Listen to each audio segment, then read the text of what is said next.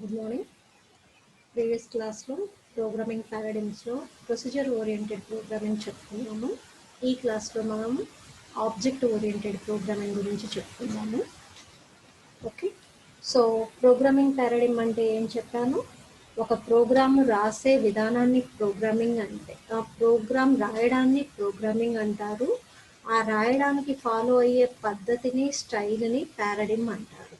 Okay, so మొత్తము చాలా రకాల పారాడిమ్స్ ఉన్నాయి. వాటిల్లో ఇంపార్టెంట్ మనము రెండింటి గురించి చెప్పుకుంటున్నాము.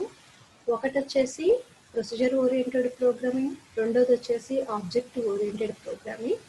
ప్రీవియస్ క్లాస్లో నేను ఆల్రెడీ పాప్ గురించి చెప్పాను, ఇప్పుడు ఊప్ గురించి చెప్పుకున్నాం. ఓకే, ఆబ్జెక్ట్ ఓరియంటెడ్ ప్రోగ్రామింగ్ని మనం షార్ట్కట్లో ఊప్ అంటున్నాం. Okay, ఓఓపి. So object oriented programming. Object oriented programming అంటే ఆ పేరుకి అర్థం తెలుసుకుంటే చాలు అని చెప్పాను కదా. సో ఫస్ట్ ఆబ్జెక్ట్ అంటే, object May represent anything in real world which is having some state and behaviour. Okay, so for example చూడండి, ఇక్కడ ఒక పని ఉంది. ఈ పని చేయమని ఈ మనిషికి ఇచ్చాను అనుకోండి. ఎప్పుడైతే నేను ఒక పని చేయమని ఒక మనిషికి అప్పగిచ్చానో అప్పుడు అతను ఏం చేస్తున్నాడు? హూ ఆర్ దేర్ అంటే ఆ పని చేయడానికి ఎవరెవరు కావాలి అంటే ఎవరు ఉంటారు, వాట్ కెన్ దే డూ ఎవరు ఏ పని చేస్తారు, వాళ్ళు ఏమి చేయగలరు, హౌ కెన్ దే కమ్యూనికేట్ వాళ్ళు ఆ పని కంప్లీట్ చేయడానికి ఎవరితో ఎవరు ఎలా ఇంటరాక్ట్ అవుతారు అనేది ఆలోచిస్తారు. ఓకే, సో అంటే ఏంటి, ప్రీవియస్ పాప్లో మనం ఏం చెప్పుకున్నాము? ఒక పని ఇవ్వగానే ఎలా చేయాలి, ఏం చేయాలి, ఎలా చేయాలి అని ఆలోచిస్తున్నాం. అంటే డైరెక్ట్గా మనం ఎక్కడికి వెళ్తున్నాము? సొల్యూషన్ దగ్గరికి వెళ్తున్నాం. కానీ ఇక్కడ ఎలా ఉంది? ఇతను డైరెక్ట్గా సొల్యూషన్ ఆలోచించట్లా. వర్క్ చేయడానికి ఎవరు కావాలి, ఎవరు ఏ పని చేయగలరు, అలాగే వాళ్ళు ఆ పని చేసుకోవాలి అంటే ఎవరు ఎవరితో మాట్లాడాలి, ఏం మాట్లాడాలి. ఓకే, అంటే ఒక ప్రాబ్లమ్ని మనం రియల్ వరల్డ్లో ఎలా అయితే సాల్వ్ చేస్తామో అలా ఇతను తనకిచ్చిన పనిని కంప్లీట్ చేయడానికి ప్రయత్నిస్తున్నాడు. సో అంటే ఈ ఆలోచన విధానం ఏదైతే ఉందో ఆ విధానాన్ని ఆబ్జెక్ట్ ఓరియంటెడ్ ప్రోగ్రామింగ్ అంటారు అనమాట. ఓకే, ఫర్ ఎగ్జాంపుల్ ఒక బర్త్డే పార్టీ ఉంది అనుకోండి. సో ఇతను హౌస్కి హెడ్ అనుకోండి. ఇతను వాళ్ళ ఇంట్లో బర్త్డే పార్టీ చేద్దాం అనుకున్నాడు. మనం పాప్లో ఏం చేస్తాము? ఇదే బర్త్డే పార్టీని పాప్ మెథడ్ యూజ్ చేసుకొని, అంటే ఆ స్టైల్లో ఎలా చేసాము? ఏ ఏ పనులు చేయాలి అనేది రాసుకొని 1 by 1 చేసుకుంటూ వెళ్ళిపోయారు. కానీ ఊపు పద్ధతిలో ఇదే పని, అంటే ఆబ్జెక్టివ్ ఓరియంటెడ్ ప్రోగ్రామింగ్ పద్ధతిలో బర్త్డే పార్టీని ఎలా సెలబ్రేట్ చేస్తారు అంటే, ఇతను ఏం చేస్తాడు? వెంటనే ఏమేమి చేయాలి అని ఆలోచించకుండా మన ఇంట్లో ఎవరెవరు ఉన్నారు, మన ఇంట్లో డాడీ ఉన్నాడు, మమ్మీ ఉంది, అన్నయ్య ఉన్నాడు. సో చెల్లెల బర్త్డే చేయాలి అనుకోండి. సో ఇతను ఏం చేస్తున్నాడు? ఓకే, అంటే ఇతని హౌస్ హెడ్ అనుకుంటే ఇతను డాడీ అనుకోండి, ఇతని కూతురు పుట్టినరోజు అనుకోండి. సో అతను ఏం చేస్తున్నాడు? నేను ఈరోజు మా అమ్మాయి పుట్టినరోజు చేయాలి అంటే దాని సెలబ్రేషన్స్కి ఏర్పాట్లు ఉంటాయి కదా, చాలా పనులు ఉంటాయి కదా. ఆ పనులన్నిటిని ఎమ్మట పనుల గురించి ఆలోచించట్లే ఇతను. మన ఇంట్లో ఎవరెవరు ఉన్నారు అంటే పనులు చేయగలిగేది ముగ్గురు ఉన్నాము. నేను, మదరు అంటే ఆ పాప వాళ్ళ డాడీ, వాళ్ళ మదరు, వాళ్ళ బ్రదరు ఉన్నారు అనుకోండి. సో అతను ఏం చేస్తున్నాడు? ఎవరు ఏ పని చేయాలి అనేది డివైడ్ చేశాడు. ఓకే, నేను షాపింగ్ చూసుకుంటాను, నా వైఫ్ వచ్చేసి క్యాటరింగ్ సెక్షన్ చూసుకుంటుంది, మా అబ్బాయి వచ్చేసి డెకరేషన్కి సంబంధించిన పనులన్నీ చూసుకుంటాడు అని. ఇలా ఒక పని రాగానే ఫస్ట్ ఎవరున్నారు అనేది చూశారు, ఎవరు ఏ పని చేయగలరు, ఏ పని బాగా చేస్తారు అనేది డివైడ్ చేసుకున్నారు వర్క్ని. ఓకే, సేమ్ ఒకే పని మనం పాప్లో ఇదే పని చేస్తాము, ఊప్లో కూడా ఇదే పని చేస్తున్నాం. కానీ ప్రీవియస్ మెథడ్కి ఈ మెథడ్కి తేడా ఏంటి? ప్రీవియస్ మెథడ్లో ఇంట్లో ఎవరున్నారు అనేది మనం ఎవ్వరం ఆలోచించలేదు. సింపుల్గా ఏమేం పనులు చేయాలి, ఏ పని తర్వాత ఏం చేయాలి అనేది లిస్ట్ అవుట్ చేసుకున్నాము, ఆ పనులు చేసుకుంటూ వెళ్ళిపోయాము. ఎవరు చేయాలి అనేది రిస్ట్రిక్షన్ ఏమీ లేదు, అంటే ఎవరికి కుదిరితే వాళ్ళు చేస్తారు అన్నట్లు బర్త్డే పార్టీ సెలబ్రేట్ చేసాము. కానీ అక్కడ ప్రాబ్లం ఏమొస్తుంది, ఎవరు ఏ పని చేయాలి అన్నది క్లారిటీ లేకపోవడం వల్ల ఏమవుతుంది అంటే వర్క్ కన్ఫ్యూజ్ అయ్యే ఛాన్స్ ఉంది, రిపిటేషన్ అయ్యే ఛాన్స్ ఉంటుంది, మేనేజ్ చేయడం కష్టం. అదే ఇక్కడ చూడండి, ఇతను ఏం చేస్తున్నాడు, అదే బర్త్డే పార్టీని ఇంట్లో ఉన్న ముగ్గురికి డివైడ్ చేశాడు. ఆ బర్త్డే పార్టీకి సంబంధించిన పనులని ముగ్గురికి డివైడ్ చేశాడు. సో దీనివల్ల అడ్వాంటేజ్ ఏంటి, ఎవరి పని వాళ్ళు చేసుకుంటారు, ఏమన్నా అవసరమైనప్పుడు ఒకళ్ళు ఇంకొకళ్ళతో మాట్లాడుకుంటారు, ఏమైనా హెల్ప్ కావాలంటే ఇంకొకరు హెల్ప్ తీసుకుంటారు. ఓవరాల్గా ఏమవుతుంది, ఎవరి పని వాళ్ళు డివైడ్ చేసుకొని పని కంప్లీట్ చేయడం వల్ల ఆ పని మొత్తం సక్సెస్ఫుల్గా కంప్లీట్ అవుతుంది. సపోజ్ షాపింగ్ రిలేటెడ్ ఏమన్నా ప్రాబ్లం వచ్చింది అనుకోండి, డాడీనే చూసుకుంటాడు ఆ పనులన్నీ.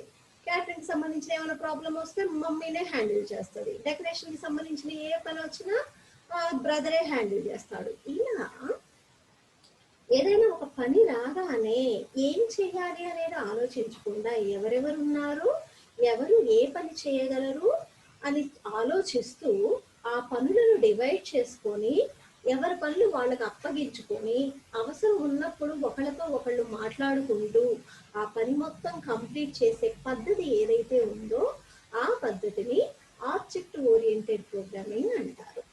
అర్థమైందమ్మా? పాప్కి ఊప్కి తేడా ఏంటి అంటే, ప్రొసీజర్ ఓరియంటెడ్ ప్రోగ్రామింగ్లో మనుషుల గురించి మనం ఏమీ ఆలోచించం, ఓన్లీ పని గురించే ఆలోచిస్తాం. ఏం పని చేయాలి, ఏ పని తర్వాత ఏ పని చేయాలి అనేది మాత్రమే ఆలోచిస్తాం. అదే ఆబ్జెక్ట్ ఓరియంటెడ్ ప్రోగ్రామ్కి వచ్చేసరికి ఏం పని చేయాలి అనేది తర్వాత, అసలు ఎవరున్నారు, ఏ ఏ పనులు ఉన్నాయి, ఎవరు ఏ పని చేయగలరు అనేది మనం డివైడ్ చేస్తున్నాం.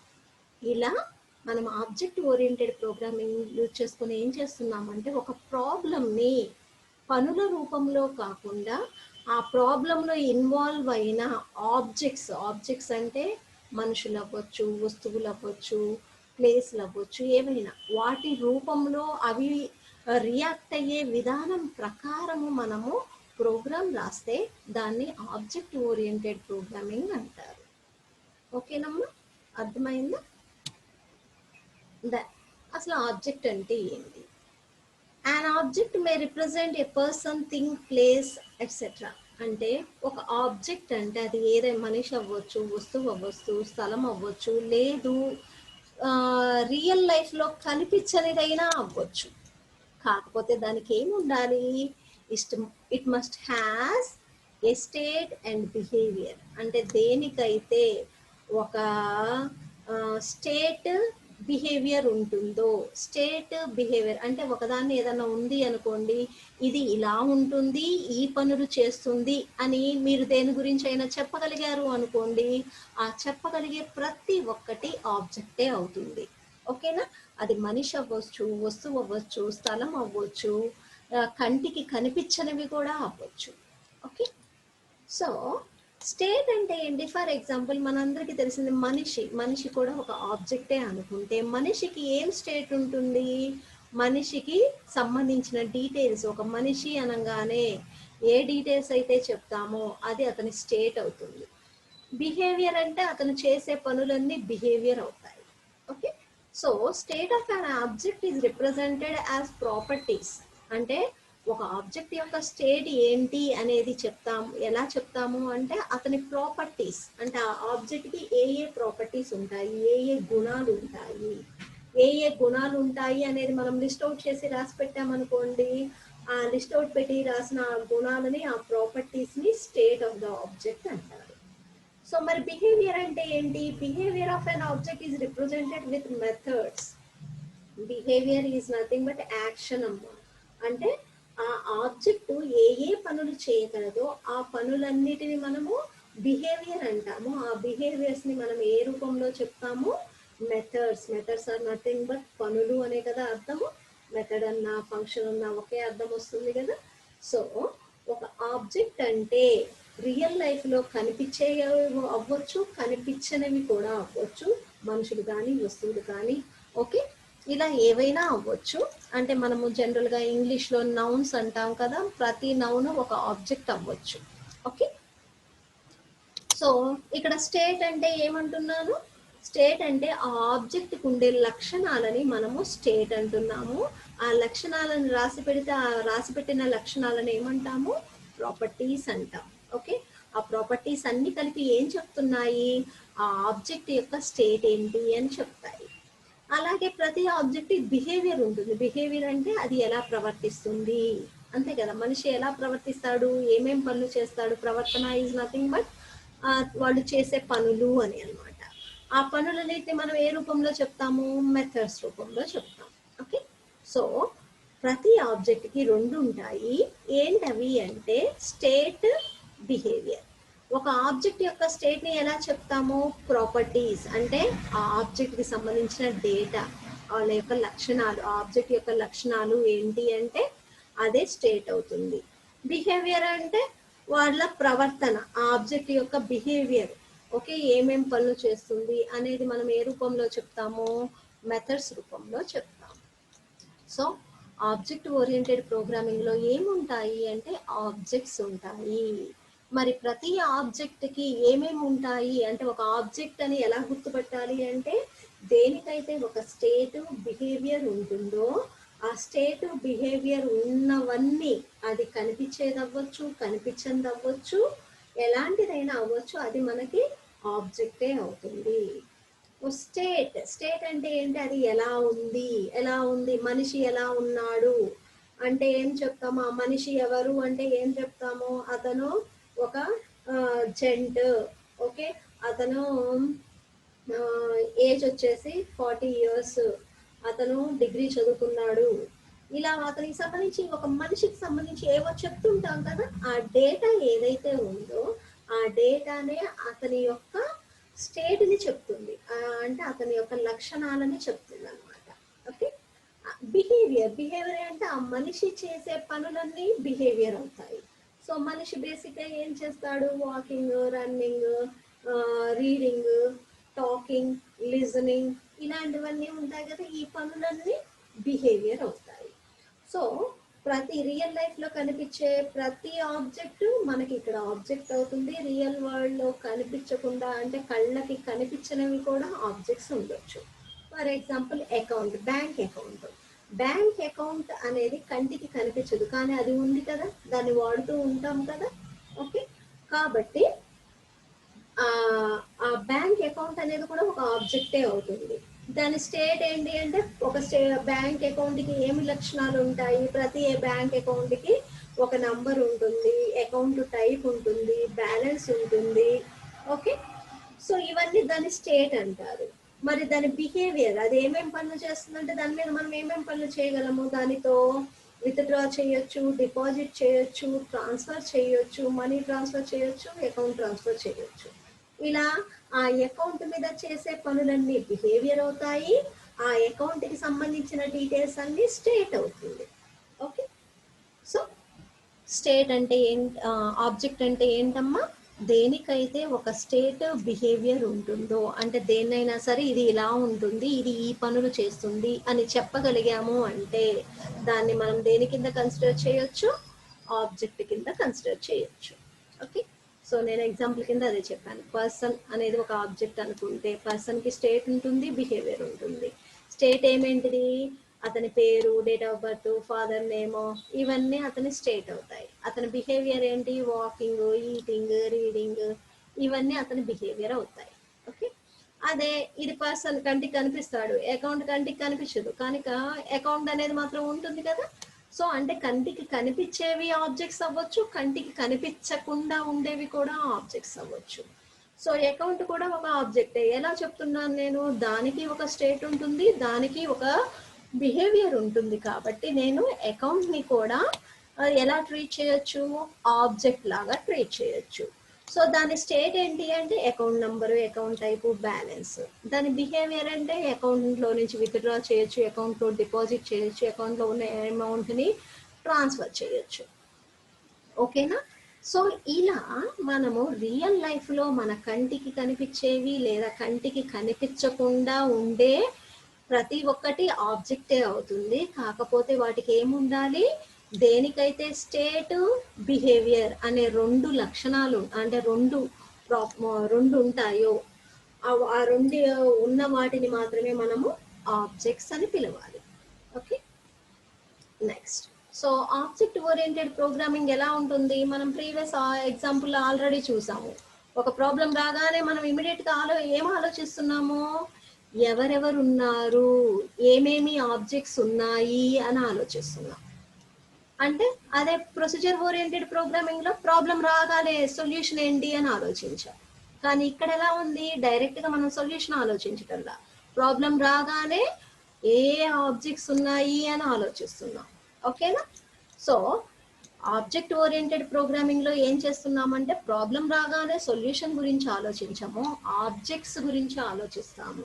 అదే ప్రొసీజర్ ఓరియంటెడ్ ప్రోగ్రామింగ్ లో ప్రాబ్లం రాగానే వెంటనే సొల్యూషన్ గురించి ఆలోచిస్తాం. సో రెండింటి ఆలోచన విధానం వేరు కాబట్టి ప్రోగ్రాంలు కూడా రాసే విధానం మారిపోతుంది. అంతే కదా, మన ఆలోచన విధానాన్ని బట్టి మనం రాసే విధానం కూడా మారిపోతుంది. కాబట్టి నువ్వు డైరెక్ట్ గా సొల్యూషన్ ఆలోచిస్తే నువ్వు సొల్యూషన్ రాయడానికే ట్రై చేస్తావు, ఆ సొల్యూషన్ కోసము స్టెప్స్ అన్ని రాసుకుంటూ వెళ్ళిపోతావు. అలా కాకుండా ప్రాబ్లంలో ఏ ఏ ఆబ్జెక్ట్స్ ఉన్నాయి అనేది ఐడెంటిఫై చేస్తే ఎవరెవరు ఉన్నారు, ఏ ఆబ్జెక్ట్ ఏ పనులు చేయాలి, ఏ ఆబ్జెక్ట్ రియాక్ట్ అవ్వాలి, ఇంటరాక్ట్ అవ్వాలి అనేది ఆలోచిస్తాం. ఇలా ఎప్పుడైతే ప్రాబ్లం రాగానే ఏ ఏ ఆబ్జెక్ట్స్ ఉన్నాయి అని ఆలోచిస్తే ఆ ఆలోచించే విధానాన్ని బట్టి నువ్వు ప్రోగ్రామ్స్ రాయడాన్ని ఏమంటారు అంటే ఆబ్జెక్ట్ ఓరియంటెడ్ ప్రోగ్రామింగ్ అంటారు. సో సపోజ్ ఒక పెద్ద ప్రాబ్లం ఇచ్చారనుకోండి, మనం ఏం చేస్తాము, ప్రీవియస్ ప్రొసీజర్ ఓరియంటెడ్ ప్రోగ్రామింగ్ అయితే పెద్ద ప్రాబ్లమ్ని చిన్న చిన్న ప్రాబ్లమ్గా డివైడ్ చేసి సాల్వ్ చేసేవాళ్ళం. కానీ ఇక్కడ ఎలా ఉంటుంది, పెద్ద ప్రాబ్లమ్ని చిన్న చిన్న పార్ట్స్గా డివైడ్ చేయం, మనం ఏం చేస్తాము ఆబ్జెక్ట్స్గా డివైడ్ చేస్తాం. ఓకే, సో ఒక ప్రాబ్లంలో ఎన్ని ఆబ్జెక్ట్స్ ఉన్నాయి అనేది డివైడ్ చేసి ఏ ఆబ్జెక్టు ఏ పని చేయాలి అనేది ఆలోచించుకుంటూ ఏ ఆబ్జెక్ట్ ఏ పని చేయాలి అనేది చూసుకుంటాము. ప్రతి ఆబ్జెక్ట్కి దాని ఓన్ డేటా ఉంటుంది, దాని ఓన్ మెథడ్స్ ఉంటాయి. ఓకే, ఇలా ఇచ్చిన ప్రాబ్లమ్ని ఆబ్జెక్ట్స్ లాగా డివైడ్ చేసుకుంటూ సాల్వ్ చేస్తేనేమో ఆబ్జెక్ట్ ఓరియంటెడ్ ప్రోగ్రామింగ్ అవుతుంది. ఓన్లీ ప్రాబ్లం ఏంటి, ఆ ప్రాబ్లమ్ని చిన్న ప్రాబ్లం లాగా డివైడ్ చేసుకుంటూ సొల్యూషన్ డైరెక్ట్గా సొల్యూషన్ రాస్తేనేమో అది ప్రొసీజర్ ఓరియంటెడ్ ప్రోగ్రామింగ్ అవుతుంది. Okay, then object oriented programming లో మనం ఆబ్జెక్ట్ అంటే చెప్పుకున్నాం. ఆబ్జెక్ట్ అంటే ఏం చెప్పాను, దేనికైతే స్టేట్ బిహేవియర్ అనేవి ఉంటాయో అవన్నీ ఆబ్జెక్ట్సే అవుతాయి. Then come to class. మరి క్లాస్ అంటే ఏంటి, సో మన ఆబ్జెక్ట్ ఓరియంటెడ్ ప్రోగ్రామింగ్ వింటే ఈ రెండు పదాలే మనకి ఎక్కువ కనిపిస్తాయి, class object. Okay, so class అంటే ఏంటంటే ఇట్ డిఫైన్స్ అన్ ఆబ్జెక్ట్, ఒక ఆబ్జెక్ట్ ఎలా ఉంటుంది అని చెప్పేదాన్ని క్లాస్ అంటారు. For example building plan. Building అంటే ఒరిజినల్ బిల్డింగ్, అంటే రియల్గా ఉన్న బిల్డింగ్, కట్టిన బిల్డింగ్ని మనం ఆబ్జెక్ట్ అనుకుంటే ఆ బిల్డింగ్ ఎలా ఉంటుంది అని ప్లాన్ చూసి చెప్పొచ్చు కదా, ఆ ప్లాన్ని మనం ఏమనొచ్చు, క్లాస్ అనొచ్చు. అంటే ఒక క్లాస్ ఏం చెప్తుంది, ఒక ఆబ్జెక్ట్ ఎలా ఉండాలి, ఎలా ఉంటుంది అని చెప్తుంది. కాబట్టి క్లాస్ డిఫైన్స్ అన్ ఆబ్జెక్ట్ అంటున్నాం. అంటే ఒక క్లాసు ఏం చెప్తుందమ్మా, ఒక ఆబ్జెక్ట్ ఎలా ఉంటుంది అనేది చెప్తుంది. ఓకే, అంటే బిల్డింగ్ ప్లాన్ ఒకటే ఉంటుంది, ఆ బిల్డింగ్ ఒక్క ప్లాన్ ఉపయోగించుకొని అలాంటి బిల్డింగ్లు ఎన్నైనా కట్టొచ్చు కదా. మనిషి ప్రతి మనిషికి 2 కళ్ళు ఉంటాయి, ముక్కు ఉంటుంది అని చెప్తాము. అంటే ఒక్కొక్క మనిషిని తీసుకొని రాముకి కళ్ళు ముక్కు ఉంటాయి, తర్వాత శ్యాముకి కళ్ళు ముక్కు ఉన్నాయి అని విడివిడిగా చెప్పము. మనుషులందరికీ కామన్గా ఈ లక్షణాలు ఉంటాయి అని చెప్తాం. ఆ మనుషులకి ఎగ్జాంపుల్స్ ఎవరు అంటే రాము, సోము, భీము ఇలా చెప్తాం. ఓకే, సో మనిషి అంటే ఎలా ఉంటాడు అని చెప్పడాన్నేమో క్లాస్ అంటారు. ఆ క్లాసులో చెప్పిన లక్షణాలున్న ప్రతి మనిషి ఒక ఆబ్జెక్ట్ అవుతాడు. ఓకేనా? ఓకే, సో ఏమైనా ఇంకా ఎగ్జాంపుల్ తీసుకోవాలి అంటే ఇప్పుడు వినాయక చవితికి మనము వినాయకుడి విగ్రహం చేపించుకుంటాం కదా, కొంతమంది రెడీమేడ్ కొంటారు, కొంతమంది ఏం చేస్తారంటే మట్టి తీసుకెళ్ళి బొమ్మ చేపించుకొని వస్తారు. ఓకే, ఆ బొమ్మ చేసే అతని దగ్గర ఒకటి వినాయకుడి విగ్రహము ఉంటుంది, వినాయకుడి బొమ్మ ఉంటుంది. అది అచ్చులాగా వాడి ఆ అచ్చు మీద మట్టి సెట్ చేసి మనకి వినాయకుడి బొమ్మలు తయారు చేసి ఇస్తూ ఉంటాడు. సో విలేజెస్ లో అందరికి ఐడియా ఉంటుంది. ఓకే, సో మనం ఏం చేస్తాము, మట్టి తీసుకెళ్ళి ఇస్తాము. అతను ఏం చేస్తాడు, ఆ వినాయకుడి బొమ్మకి వెనక ఈ మట్టిని సెట్ చేసి వినాయకుడి ముద్ర వచ్చేటట్లు బొమ్మను తయారు చేసి మనకిస్తాడు. సో అతని దగ్గర ఆ వినాయకుడి బొమ్మ ఒకటే ఉంటుంది, అంటే అచ్చు ఒకటే ఉంటుంది, కానీ ఆ ఒక్క అచ్చు ఉపయోగించుకొని ఎన్ని బొమ్మలైనా తయారు చేస్తాడు కదా. సో అచ్చు పట్టి ఏం చెప్పొచ్చు, ఆ అచ్చులో ఏముంటుంది, వినాయకుడి బొమ్మ ఎలా ఉండాలి అనేది అచ్చు చెప్తుంది. ఓకే, మౌల్డ్ అంటారు కదా, అచ్చుని ఏమంటారు ఇంగ్లీష్లో, మౌల్డ్ అంటారు కదా. ఆ అచ్చుని బట్టి ఆ విగ్రహము, అంటే మట్టితో తయారు చేయబోయే విగ్రహం ఎలా ఉంటుంది అని చెప్పొచ్చు మనం. ఓకే, సో ఆ మౌల్డ్నేమో క్లాస్ అనుకుంటే ఆ ఒక్క మౌల్డ్ ఉపయోగించుకొని ఎన్ని బొమ్మలైనా తయారు చేయొచ్చు కదా. సో ఆ మౌల్డ్ ఉపయోగించుకొని చేసుకునే బొమ్మలన్నీనేమో మనము ఆబ్జెక్ట్స్ అంటాము. ఆ మౌల్డ్ ఏదైతే ఉందో దాన్ని క్లాస్ అంటాం. ఓకే, సో క్లాస్ అంటే సింపుల్గా గుర్తుంచుకోండి అమ్మా, నేను ఆబ్జెక్ట్ అయితే నేను ఒక మనిషిని, సో మనిషి ఎలా ఉంటాడు అనేది చెప్పడము క్లాస్ అవుతుంది. ఓకే, అర్థమైందా. స్టూడెంట్, స్టూడెంట్ అంటే స్టూడెంట్ స్టూడెంట్ అంటే కొన్ని లక్షణాలు ఉంటాయి, అంటే ఈ క్వాలిటీస్ ఉన్న వాళ్ళని స్టూడెంట్ అంటారు అని చెప్పడాన్ని క్లాస్ అంటారు. మరి ఆ లక్షణాలు ఉన్న ప్రతి ఒక్క వ్యక్తి ఒక ఆబ్జెక్ట్ అవుతాడు. ఓకేనా, అర్థమైందా. So this is about class and object. అంటే ఒక ఆబ్జెక్ట్ ఎలా ఉంటుంది అనేది ఎలా చెప్తాము అంటే క్లాస్ అనే దానిని ఉపయోగించుకొని చెప్తాం. సో ఆబ్జెక్ట్ ఓరియంటెడ్ ప్రోగ్రామింగ్ ఎలా చేస్తారు అంటే, ఒక పని ఇచ్చారు అనుకోండి, ఆ పనిని కంప్లీట్ చేయడానికి మనం ప్రోగ్రామ్ రాస్తాం. ఆ ప్రోగ్రాంలో ఏముంటాయంటే క్లాసులు ఆబ్జెక్టులు ఉంటాయి, ఒకటి ఉండొచ్చు, రెండు ఉండొచ్చు, ఎన్నైనా ఉండొచ్చు. Okay, so for example object oriented programming లాంగ్వేజ్కి ఎగ్జాంపుల్ ఏంటి, జావానే కదా. ఓకే, సో ఫర్ ఎగ్జాంపుల్ జావాలో ఒక ప్రాబ్లమ్ సాల్వ్ చేయండి అని ఇచ్చాను అనుకోండి, నువ్వేం చేస్తావు, Java program, Java language use చేసుకొని ప్రోగ్రామ్స్ రాస్తావు. ఆ ప్రోగ్రాంలో ఏముంటాయంటే ఏమీ ఉండవు, క్లాసులు ఆబ్జెక్టులు, క్లాసులు ఆబ్జెక్టులే ఉంటాయి. ఓకే, సో అదే ప్రొసీజర్ ఓరియంటెడ్ ప్రోగ్రామింగ్లో క్లాస్లో ఆబ్జెక్టులు అనేవి కనిపించవు, ఓన్లీ ఫంక్షన్సే కనిపిస్తాయి. ఓకేనా, దానికి దీనికి తేడా ఏంటి అంటే అక్కడ ఓన్లీ ఫంక్షన్సే కనిపిస్తాయి, ఇక్కడేమో క్లాసెస్ ఆబ్జెక్ట్స్ కనిపిస్తాయి. ఓకే, సో ఇక్కడ చూడండి, ఆబ్జెక్ట్ ఓరియంటెడ్ ప్రోగ్రామ్ ఎలా ఉంటుందంటే చెప్పాను కదా, it is each program contains classes and objects అనుకున్నాం కదా. ఇక్కడ సపోజ్ నా ప్రోగ్రాంలో 3 ఆబ్జెక్ట్స్ ఉన్నాయి అనుకోండి, ఆబ్జెక్ట్ 1, ఆబ్జెక్ట్ 2, ఆబ్జెక్ట్ 3.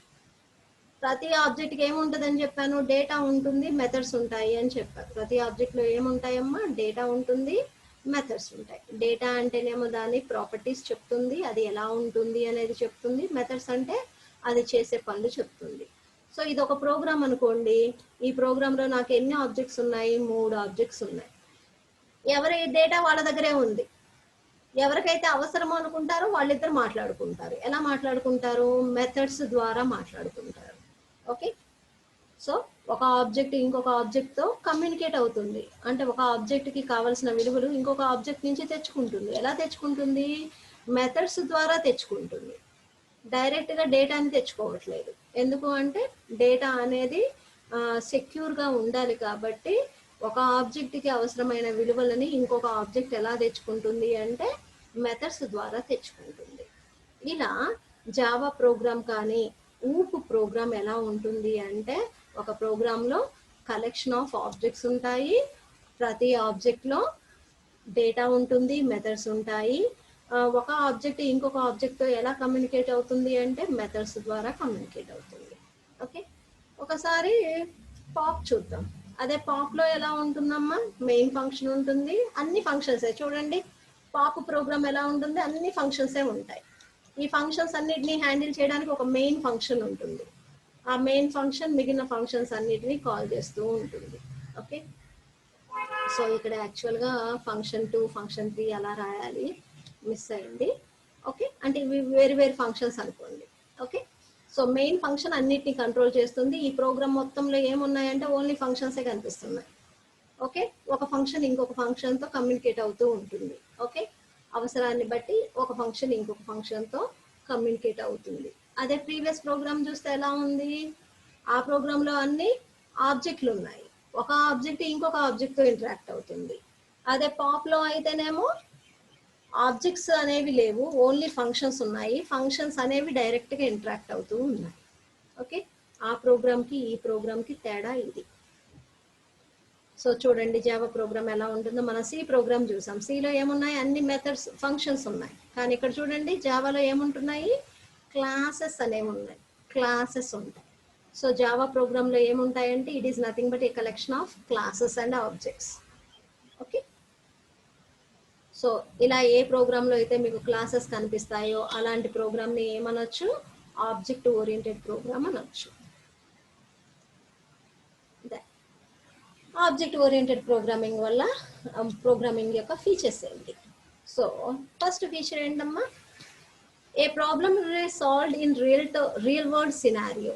అంటే ఈ ప్రోగ్రామింగ్ విధానంలో ఏదైనా ఒక ప్రాబ్లమ్ని ఎలా సాల్వ్ చేస్తాము అంటే, మనం రియల్ లైఫ్లో మనకొచ్చిన ప్రాబ్లమ్ని ఎలా సాల్వ్ చేస్తామో అలాగే సాల్వ్ చేస్తాం. ఓకే, సో రియల్ అంటే మనం రియల్ వరల్డ్కి రిలేటెడ్గా ఉంటుంది కాబట్టి ప్రోగ్రామ్ రాయడం ఈజీ, ఆలోచించడం ఈజీ అనమాట. Okay, it focuses on objects rather than procedure. అంటే ఇది దేని మీద కాన్సన్ట్రేట్ చేస్తుంది, ఆబ్జెక్ట్స్ మీద కాన్సన్ట్రేట్ చేస్తుంది. రాదర్ దాన్ ప్రొసీజర్ అంటే ఒక పనిని ఎలా సాల్వ్ చేయాలి అనే దానికంటే ఆ పని చేయడానికి ఎవరెవరు కావాలి, ఎవరెవరు ఉన్నారు అనే దాని మీద, అంటే ఆబ్జెక్ట్స్ మీద ఎక్కువ ఫోకస్ చేస్తుంది. అండ్ ప్రతి ఆబ్జెక్ట్కి ఏమేమి ఉంటాయమ్మా, స్టేట్ ఉంటుంది, బిహేవియర్ ఉంటుంది. ఓకే, ఈ ఆబ్జెక్ట్కి సంబంధించిన స్టేట్ ఆ ఆబ్జెక్ట్ దగ్గరే ఉంటుంది. ఓకే, అలాగే ప్రతి ఆబ్జెక్ట్కి బిహేవియర్ కూడా ఉంటుంది. స్టేట్ అంటే ఏంటి, ఒక ఆబ్జెక్ట్ ఎలా ఉంటుంది అని చెప్పగలిగితే ఆ చెప్పగలిగే లక్షణాలు ఏవైతే ఉన్నాయో అదే స్టేట్ ఆఫ్ ద ఆబ్జెక్ట్ అవుతుంది. మరి బిహేవియర్ అంటే ఏంటి, ఒక ఆబ్జెక్ట్ చేసే పనులేంటి అని చెప్తే అది ఏమవుతుంది, బిహేవియర్ అవుతుంది. స్టేట్ని చెప్పడానికి మనమేమో ప్రాపర్టీస్ని వాడతాము, ఆ ప్రాపర్టీస్ని ఇంకొక పేరుతో ఏమని పిలవచ్చు, డేటా అని పిలవచ్చు. అలాగే బిహేవియర్ చెప్పడానికి మనం ఉపయోగించే పదం ఏంటి అంటే మెథడ్స్ ఆర్ యాక్షన్స్. ఒక ఆబ్జెక్ట్ ఏ పని చేస్తుంది అనేది చెప్పడానికి మనం ఏ పదాలు ఉపయోగిస్తాము, మెథడ్స్ ఆర్ యాక్షన్స్ అనే పదాలు వాడతాం. ఓకే, అలాగే ఒక ఆబ్జెక్ట్ ఇంకొక ఆబ్జెక్ట్తో మాట్లాడవచ్చు, కమ్యూనికేట్ అవ్వచ్చు. ఓకే, ఎలా కమ్యూనికేట్ అవుతుంది, మెసేజెస్ ద్వారా. ఓకే, ఒక ఆబ్జెక్ట్ ఇంకొక ఆబ్జెక్ట్తో కమ్యూనికేట్ అవ్వాలి అంటే ఈ ఆబ్జెక్ట్ ఇంకొక ఆబ్జెక్ట్కి ఏం పంపించాలి, మెసేజ్ పంపించాలి. Okay, and provides security to data. ఎందుకు, మీరు అబ్జర్వ్ చేశారో లేదో ప్రీవియస్ మన ఎగ్జాంపుల్లో ఇక్కడ డేటా ఎక్కడుందమ్మా, ఆబ్జెక్ట్ లోపల ఉంది. అదే మనకి పాప్లో ఎలా ఉంటుంది, గ్లోబల్ డేటా మొత్తం బయట ఉంటుంది. బయట ఉండడం వల్ల ఏమవుతుంది, ఎవరైనా వాడుకోవచ్చు, ఎవరైనా మోడిఫికేషన్స్ చేయొచ్చు. సో సెక్యూరిటీ తక్కువ ఉంటుంది. ఓకే, అదే ఇక్కడైతే సెక్యూరిటీ ఎక్కువ ఉంటుంది. ఓకేనా, ఎందుకు అంటే ఏ ఆబ్జెక్ట్కి సంబంధించిన డేటా దాని దగ్గరే ఉంటుంది, దాని పర్మిషన్ లేకుండా బయట వాళ్ళు ఎవరు దాని డేటాను వాడుకోవడానికి కుదరదు. ఎలా అయితే మన ఇంటికి సంబంధించిన వస్తువులన్నీ మన దగ్గరే ఉంటాయి. ఓకే, బయట వాళ్ళు ఎవరైనా వాడుకోవాలి అంటే మన పర్మిషన్ లేకుండా వాడుకోవడానికి మనం ఎలో చేయము. సో మన ఇల్లు అనేది ఒక ఆబ్జెక్ట్ అనుకుంటే మన ఇంట్లో ఉన్న వస్తువులన్నీ డేటా, మన ఇంట్లో చేసే పనులన్నీ మెథడ్స్. ఓకేనా, సో ఇక్కడ ఏమవుతుంది, డేటా అనేది ఆబ్జెక్ట్ లోపల ఉంటుంది కాబట్టి బయట వాళ్ళు వాడుకోవడానికి కుదరదు. వాడుకోవాలి అంటే ఖచ్చితంగా పర్మిషన్ తీసుకొని మాత్రమే వాడుకోగలరు. Okay, reusability of code is supported. అంటే ఒకసారి రాసిన ప్రోగ్రామ్ని లేదా ఒకసారి రాసిన క్లాస్ని ఇంకొకసారి వాడుకోవడానికి అవకాశం ఉంటుంది. ఓకే, ఒక క్లాస్ని ఇంకొక క్లాస్ ఉపయోగించుకోవచ్చు. ఎలా అనేది నెక్స్ట్ క్లాసెస్లో చూస్తాము. ప్రస్తుతానికి ఈ ఒక్క పదం గుర్తుంచుకోండి. ఏమిటా పదము? Reusability of the code is supported by object oriented programming. అంటే ఆబ్జెక్ట్ ఓరియంటెడ్ ప్రోగ్రామింగ్లో ఒకసారి రాసిన క్లాస్ని మరలా వేరే చోట వాడుకోవచ్చు. ఓకే, తర్వాత అప్లికేషన్స్ అంటే ఏంటి? ఈ ఆబ్జెక్ట్ ఓరియంటెడ్ ప్రోగ్రామింగ్ మెథడ్ని, ఆ విధానాన్ని వాడుకొని ఎలాంటి సాఫ్ట్వేర్లు తయారు చేయొచ్చు. ఎలాంటి సాఫ్ట్వేర్లు తయారు చేయొచ్చు అంటే రియల్ టైమ్ సిస్టమ్స్ అంటే రాకెట్ లాంచింగ్కి కావాల్సిన సాఫ్ట్వేరు, ఏరోప్లేన్ కంట్రోల్ చేయడానికి కావాల్సిన సాఫ్ట్వేరు, తర్వాత వెదర్ ఫోర్కాస్టింగ్కి సంబంధించిన సాఫ్ట్వేర్లు ఉంటాయి కదమ్మా. ఆ సాఫ్ట్వేర్స్ అలాంటి సాఫ్ట్వేర్లు మనం తయారు చేయాలి అంటే మనం ఏ మెథడ్ ఫాలో అవ్వాలి? ఊప్ మెథడ్ ఫాలో అవ్వాలి. ఊప్, ఆబ్జెక్ట్ ఓరియంటెడ్ ప్రోగ్రామింగ్ లాంటివి ప్రోగ్రామింగ్ పారాడిమ్ ఫాలో అవుతాం. ఎందుకంటే పాప్లో ఇలాంటి సాఫ్ట్వేర్లు తయారు చేయడం చాలా కష్టం. అదే ఊప్లో అయితే ఇలాంటి సాఫ్ట్వేర్లు, ఎలాంటి సాఫ్ట్వేర్లో రియల్ టైమ్ సాఫ్ట్వేర్స్ అంటే ఇమీడియట్గా మనకి డేటా కలెక్ట్ చేసి ఇమీడియట్గా రెస్పాన్స్ ఇవ్వాల్సిన సాఫ్ట్వేర్లు అనమాట. అంతే కదా, రాకెట్ లాంచింగ్ చేసేటప్పుడు అది రాకెట్ మూవ్ అయ్యే లొకేషన్ బట్టి మనకి డేటా ఇమీడియట్గా వస్తుంది, మనం రిప్లై మళ్ళీ పంపిస్తుంటాము, దాన్ని కంట్రోల్ చేస్తూ ఉంటాం. సో అలాంటి సాఫ్ట్వేర్ తయారు చేయాలి అంటే అలాంటి సాఫ్ట్వేర్ తయారు చేయడానికి ఏ విధానం ఫాలో అవుతారు అంటే ఆబ్జెక్ట్ ఓరియంటెడ్ ప్రోగ్రామింగ్ ఫాలో అవుతారు. తర్వాత AI and expert systems. AI అంటే ఆర్టిఫిషియల్ ఇంటెలిజెన్స్. అంటే రోబోట్స్ పనిచేస్తాయి కదా, రోబోట్స్లో కూడా సాఫ్ట్వేర్ ఉంటుంది కదా, అలాంటి సాఫ్ట్వేర్లు తయారు చేయాలి అన్నా కూడా ఊప్ ఉపయోగించుకొని తయారు చేస్తారు. ఎక్స్పర్ట్ సిస్టమ్స్ అంటే ఏదైనా ఒక డొమైన్ ఉందనుకోండి, అంటే ఒక ఫీల్డ్కి సంబంధించి సపోజ్ మెడికల్ డయాగ్నోసిస్ అనుకోండి. మెడికల్ డయాగ్నోసిస్ కొన్ని ఇప్పుడు ఏం చేస్తున్నాయి, ఆటోమేటిక్గా రోబోట్స్ కొన్ని రకాల సాఫ్ట్వేర్లు ఉపయోగించుకొని ఆ డిసీజ్ ఏంటి, దానికి సంబంధించిన ట్రీట్మెంట్ ఎలా ఉండాలి అనేది ఆటోమేటిక్గా వచ్చేస్తున్నాయి. అదేంటి అంటే దట్ అది కూడా ఒక రకమైన సాఫ్ట్వేర్ను ఉపయోగించుకొని ఆ డిసీజ్ ఏంటి అనేది ఐడెంటిఫై చేసి ట్రీట్మెంట్ కూడా అది ప్రిస్క్రైబ్ చేస్తున్నాయి. సో అలాంటి సాఫ్ట్వేర్లు తయారు చేయాలి అంటే మనము ఉపయోగించే విధానం ఏంటి, ఉపయోగించే ప్రోగ్రామింగ్ మెథడ్ ఏంటి అంటే ఓకే. అంటే ఇంత కష్టమైన సాఫ్ట్వేర్లు తయారు చేయాలి అంటే ఏ మెథడ్లో అయితే ఈజీగా తయారు చేయొచ్చు? ఆబ్జెక్ట్ ఓరియంటెడ్ ప్రోగ్రామింగ్ అయితే ఈజీగా తయారు చేయొచ్చు. ఎందుకు అంటే ఈ పద్ధతిలో మనం ఏం చేస్తున్నామో, మనం రియల్ లైఫ్లో మనం ఏ మెథడ్ అయితే ఫాలో అవుతామో అలాగే ఉంటుంది అనమాట. అంటే మన రియల్ లైఫ్లో మనుషులు ఒకరితో ఇంకొకరు మాట్లాడుకోవడం, ప్రతి మనిషికి అకౌంట్ ఉంటాం, అకౌంట్లో అమౌంట్ ఉంటాం, వాటికి సంబంధించిన పనులు చేయడం. రియల్ లైఫ్లో ఎలా అయితే మనం ఒక ఆబ్జెక్ట్ ఇంకొక ఆబ్జెక్ట్తో కమ్యూనికేట్ అవుతుందో అలాగే కమ్యూనికేట్ అయ్యేటట్టు సాఫ్ట్వేర్లో మనము డిజైన్ చేసుకుంటాం అనమాట. సో ఇలా రియల్ టైమ్ సాఫ్ట్వేర్లు తయారు చేయడానికి, రోబోట్స్కి సంబంధించిన సాఫ్ట్వేర్లు తయారు చేయడానికి ఆబ్జెక్ట్ ఓరియంటెడ్ ప్రోగ్రామింగే ఉపయోగిస్తారు. తర్వాత క్యాడ్, క్యామ్, సిఐఎం. క్యాడ్ అంటే computer aided designing, computer aided manufacturing, computer integrated manufacturing. అంటే కంప్యూటర్ సహాయంతో డిజైన్ చేయడము, మ్యానుఫ్యాక్చరింగ్ చేయడం ఉంటుంది కదా, అలాంటి వాటికి అవన్నీ ఎలా చేస్తారు అంటే with the help of computers and related software. అంతే కదమ్మా, కంప్యూటర్ ఎయిడెడ్ డిజైన్ చేసిన, మ్యానుఫ్యాక్చరింగ్ చేసిన ఏం ఉపయోగిస్తారు అంటే కంప్యూటర్లలో సాఫ్ట్వేర్లు. అలాంటి సాఫ్ట్వేర్లను తయారు చేసే విధానం ఏంటి, తయారు చేయడానికి ఫాలో అయ్యే మెథడ్ ఏంటి అంటే ఊప్. ఓకే. తర్వాత సిమ్యులేషన్ అండ్ మోడలింగ్. సిమ్యులేషన్ అంటే సపోజ్ మీరు అంతరిక్ష మూవీ చూసే ఉంటారు కదా.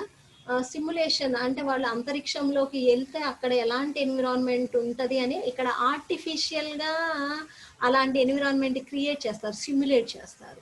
అంటే ఒక వస్తువు ఈ పరిస్థితుల్లో ఎలా రియాక్ట్ అవుతుంది అనేది డిజైన్ చేయడానికి, దాని బిహేవియర్ అనలైజ్ చేయడానికి కొన్ని సాఫ్ట్వేర్స్ వాడతారు కదా, అలాంటి సాఫ్ట్వేర్స్ తయారు చేయడానికి కూడా ఆబ్జెక్ట్ ఓరియంటెడ్ ప్రోగ్రామింగ్ యూజ్ చేస్తారు. ఆబ్జెక్ట్ ఓరియంటెడ్ డేటాబేస్ అంటే మీరు ప్రీవియస్ క్లాసెస్లో నేర్చుకున్నారు, ఎంఎస్ యాక్సెస్ నేర్చుకున్నారు కదా. యాక్సెస్ అనేది ఏంటమ్మా, ఒక RDBMS. Okay, so database management system కదా. So object oriented database management systems తయారు చేయాలి అంటే, అంటే డిబిఎంఎస్ లాంటి సాఫ్ట్వేర్లు తయారు చేయాలి అంటే కూడా ఆబ్జెక్ట్ ఓరియంటెడ్ ప్రోగ్రామింగ్ మెథడ్లోనే తయారు చేస్తారు. Then decision support and office automation tools. Decision support అంటే బిజినెస్లో ఒక డెసిషన్ తీసుకోవాలి అంటే ఆ బిజినెస్కి సంబంధించిన బ్యాక్గ్రౌండ్ డీటెయిల్స్, దాని స్టాటిస్టిక్స్ రిలేటెడ్ ఇన్ఫర్మేషను ప్రొవైడ్ చేస్తూ, మీరు ఈ టైంలో ఇలాంటి డెసిషన్, ఇలాంటి స్టెప్ తీసుకుంటే బాగుంటుంది అని సజెస్ట్ చేయడానికి కొన్ని సాఫ్ట్వేర్స్ వాడతారు. అలాంటి సాఫ్ట్వేర్లు తయారు చేయడానికి అట్ ద సేమ్ టైం ఒక ఆఫీస్కి సంబంధించిన వర్క్ని ఆటోమేట్ చేసే సాఫ్ట్వేర్లు ఉంటాయి కదమ్మా. మన కాలేజీకి సంబంధించిన వర్క్ అవ్వచ్చు, లేకపోతే ఒక బ్యాంకుకి సంబంధించిన వర్క్ అవ్వచ్చు, లేకపోతే ఒక కంపెనీకి సంబంధించిన వర్క్ని మనం ఆటోమేట్ చేయాలి అంటే ఒక సాఫ్ట్వేర్ తయారు చేస్తాం కదా. అంటే ఆఫీస్ ఆటోమేషన్కి అవసరమైన సాఫ్ట్వేర్లు కానీ, డెసిషన్ సపోర్ట్కి అవసరమైన సాఫ్ట్వేర్లు తయారు చేయడానికి ఫాలో అయ్యే పద్ధతి ఏంటి అంటే ఊప్. తర్వాత ప్యారలల్ ప్రోగ్రామింగ్. ప్యారలల్ ప్రోగ్రామింగ్ అంటే ఒకటి కంటే, ఇప్పుడు జనరల్గా మనం కంప్యూటర్లో ఒక సిపియూనే వాడతాం, అలా కాకుండా ఒక కంప్యూటర్లో ఒకటి కంటే ఎక్కువ సిపియూలు కూడా వాడచ్చు. అంటే ఒక పనిని ఒకేసారి ఒకటి కంటే ఎక్కువ సిపియూలు కూడా కంప్లీట్ చేయొచ్చు, అంతే కదా. ఒక పనిని ఒక మనిషి కంప్లీట్ చేయాలంటే గంట పడుతుంది అనుకోండి, ఒక పనిని 10 మంది అయితే ఇంకా తక్కువ టైంలో చేస్తారు కదా. అలాగే కంప్యూటర్లో కూడా, అంటే అలా ఒక పనిని ఒక మనిషి చేస్తే మామూలు కంప్యూటర్, మామూలు ప్రోగ్రామింగ్ అంటారు, మామూలు ప్రాసెసింగ్ అంటారు. అదే ఒక పనిని ఒకేసారి 10 మంది చేస్తే ప్యారలల్ ప్రోగ్రామింగ్, ప్యారలల్ ప్రాసెసింగ్ అంటే ఒకేసారి చేయడం. అలాంటి ప్యారలల్ ప్రోగ్రామింగ్ అవసరమైన సాఫ్ట్వేర్స్ తయారు చేయాలి అన్నా కూడా ఆబ్జెక్ట్ ఓరియంటెడ్ ప్రోగ్రామింగ్ అనే ఆబ్జెక్ట్ ఓరియంటెడ్ ప్రోగ్రామింగ్ మెథడ్లోనే సాఫ్ట్వేర్స్ తయారు చేస్తారు. ఓవరాల్గా ఇవన్నీ ఏంటి అంటే సాఫ్ట్వేర్లు అనమాట, రకరకాల సాఫ్ట్వేర్లు. ఈ రకరకాల సాఫ్ట్వేర్లు తయారు చేయాలి అంటే, సపోజ్ మీరే తయారు చేయాలి అనుకోండి, ఓకే, సి లాంగ్వేజ్లో తయారు చేయడం చాలా కష్టం అనమాట. కాబట్టి ఏ లాంగ్వేజ్ ఉపయోగించాలి, ఆబ్జెక్ట్ ఓరియంటెడ్ ప్రోగ్రామింగ్ సపోర్ట్ చేసే C++ కానీ జావా లాంటి లాంగ్వేజెస్ వాడితే మీకు ఈజీగా ఉంటుంది అని అర్థం. ఓకే, సో ఇప్పుడు ఏంటి, నెక్స్ట్ వచ్చేసి పాప్కి హూప్కి తేడాలు. తేడాలంటే చూడండి అమ్మా, పాప్ ఫోకసెస్ ఆన్ డూయింగ్ అంటే ఏం చేయాలి అనే దాని మీద ఫోకస్ చేస్తుంది, కానీ ఇది ఎక్కడ ఫోకస్ చేస్తుంది, ఆబ్జెక్ట్స్ మీద. పాప్లో ప్రోగ్రాంలో ఏముంటాయి, ప్రొసీజర్స్ ఆర్ ఫంక్షన్స్ ఉంటాయి. అదే ఊప్లో క్లాసులు ఆబ్జెక్టులు ఉంటాయి. ఇదే మనం ఇప్పటివరకు చెప్పుకున్నవే సార్ట్అవుట్ చేసాము, అంతే తేడా. ఇక్కడ గ్లోబల్ డేటా ఉంటుంది, ఆ గ్లోబల్ డేటానే అందరూ వాడుకోవచ్చు, వాడుకోవడం వల్ల సెక్యూరిటీ ఉండదు.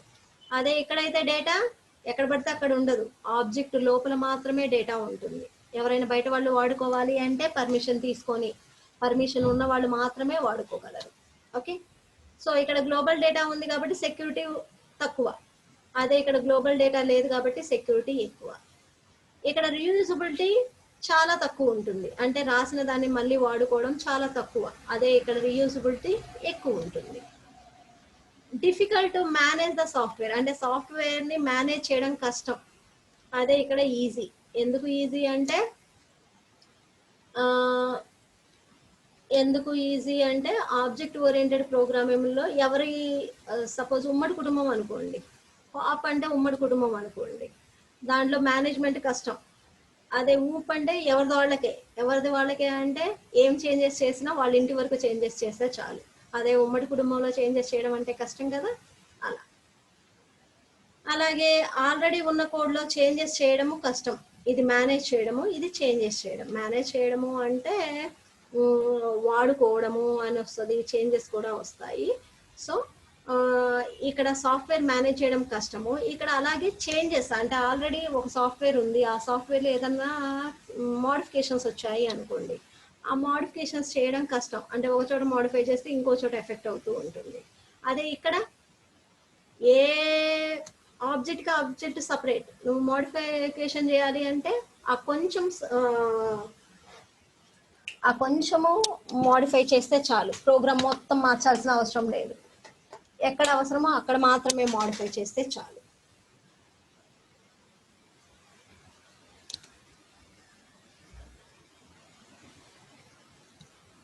ఓకే, సో ఇక్కడ చేంజెస్ ఈజీగా చేయొచ్చు, ఇక్కడ కష్టం.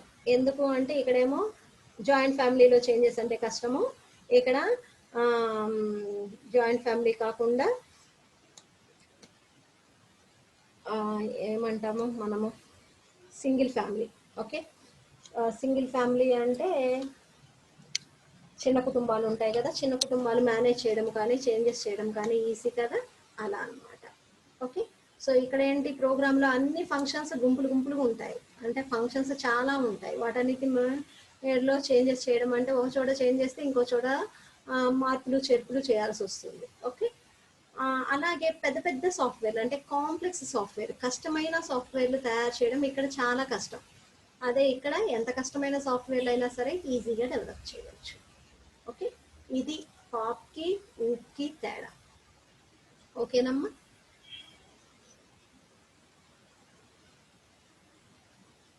So with this we completed object oriented programming. Okay, so procedure oriented ప్రోగ్రామింగ్కి ఆబ్జెక్ట్ ఓరియంటెడ్ ప్రోగ్రామింగ్కి తేడా ఏంటి అనేది చూసాం. సో ఓవరాల్గా మీరు గుర్తుంచుకోవాల్సింది ఏంటి అంటే సి ప్రోగ్రాంలో ఎలా అయితే మనం ప్రోగ్రామ్ రాసామో ఆ రాసే విధానాన్ని ప్రొసీజర్ ఓరియంటెడ్ ప్రోగ్రామింగ్ అంటారు. అదే C++లో కానీ జావాలో కానీ ప్రోగ్రామ్స్ రాసే విధానాన్ని ఆబ్జెక్ట్ ఓరియంటెడ్ ప్రోగ్రామింగ్ అంటారు. ఓకే, సో సి ప్రోగ్రాంలో ఏముంటాయి, అన్ని ఫంక్షన్సే ఉంటాయి. మెయిన్ ఫంక్షన్ ఉంటుంది, మెయిన్ ద్వారా మిగిలిన ఫంక్షన్స్ అన్నిటిని మనము కంట్రోల్ చేస్తాం. అదే జావాలో కానీ C++లో కానీ ఏముంటాయి, ఫంక్షన్స్ ఉంటాయి, at the same time objects classes ఉంటాయి. ప్రతి క్లాస్ లోపల దాని రిలేటెడ్ డేటా మెథడ్స్ సపరేట్గా ఉంటాయి. అంటే ఒక్కొక్క ఫ్యామిలీ లాగా ఉంటాయి అన్నమాట. ఒక ఫ్యామిలీ ఇంకొక ఫ్యామిలీతో మాట్లాడుకున్నట్లు ఉంటాయి. ఓకే, సో అంటే ఇక్కడ ఆబ్జెక్ట్ ఓరియంటెడ్ ప్రోగ్రామింగ్లో ఒక్కొక్క ఫ్యామిలీ వేరువేరుగా ఉంటుంది, విడివిడిగా ఎవరికి వాళ్ళు విడివిడిగా ఉంటారు కాబట్టి వాళ్ళని మేనేజ్ చేయడం ఈజీ. ఓకే, అదే ప్రొసీజర్ ఓరియంటెడ్ ప్రోగ్రామింగ్లో అన్నీ ఒకే చోట ఉంటాయి. అన్నీ ఒకే చోట ఉండటం వల్ల ఏమవుతుందంటే మేనేజ్ చేయడం కష్టంగా అవుతుంది.